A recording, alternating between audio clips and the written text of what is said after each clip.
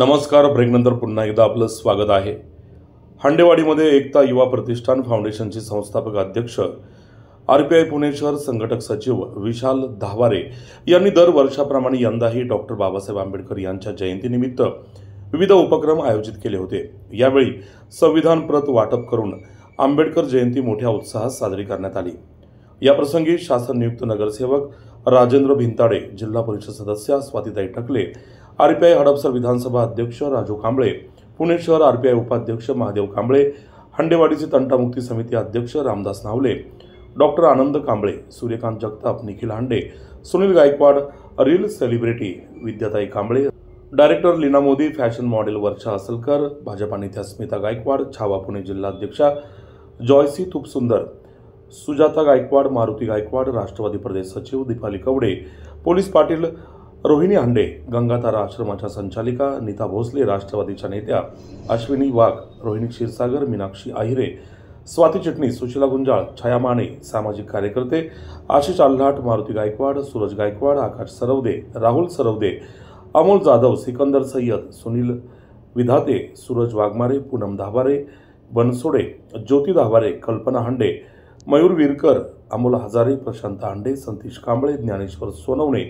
किरण धाबारे आदी मान्यवर युवक, महिला, ग्रामस्थांनी मोठ्या संख्येने उपस्थित राहून बाबासाहेबांना अभिवादन केले. जयंतीचा कार्यक्रम यशस्वी होण्यासाठी एकता युवा प्रतिष्ठान फाउंडेशनच्या सदस्यांनी विशालजी धावारे यांच्या मार्गदर्शनाखाली परिश्रम घेतले.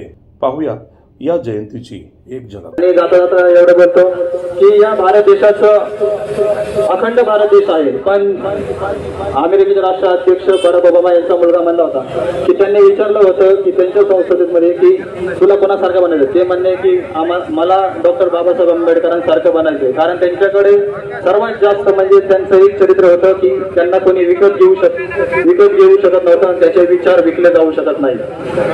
आणि त्यांच्या मुलांनी सांगितले मला डॉक्टर बाबासाहेब आंबेडकरांसारखं बनायचं, कारण का जगातील शतकातील सर्वात ज्ञानी माणूस, नद्या असतील, जोड प्रकल्प असतील, उद्योगधंदे असतील, विज्ञान असेल, कुठलाही आर्थिक शेती असो किंवा जरी एखादी वस्तू जरी विकायची असेल तर बाबासाहेबांच्या कायद्याचा अभ्यास करावा लागतो, कारण त्यांचा कायदा वाचल्याशिवाय कोणालाच पुढे जाता येत नाही.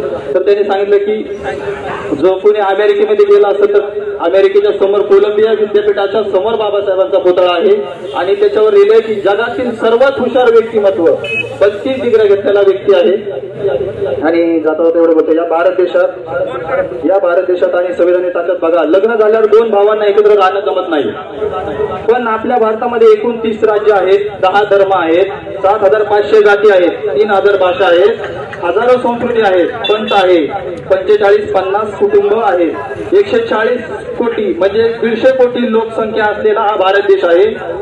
80 ते 100 वर्षापासून या सर्वांना एकत्र बांधून ठेवणारा आपला भारतीय संविधान आहे.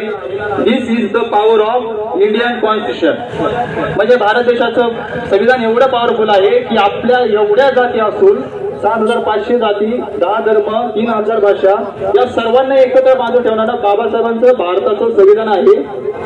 जर पाकिस्तानात तुम्ही गेला तर तिथं दंगली घडतात, दंगली गेला तर भांडणं होतात, पण आपल्या भारत देशामध्ये एवढ्या जाती धर्म एकत्र गोविंदाने राहतात. याचं कारण बाबासाहेबांचं संविधान खूप पॉवरफुल आहे.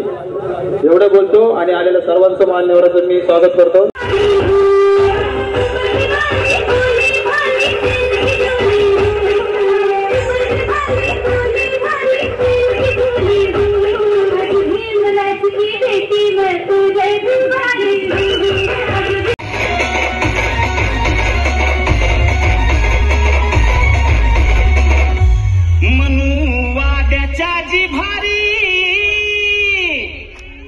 मनुवाद्याच्या जिव्हारी त्यानं घातलाय घात.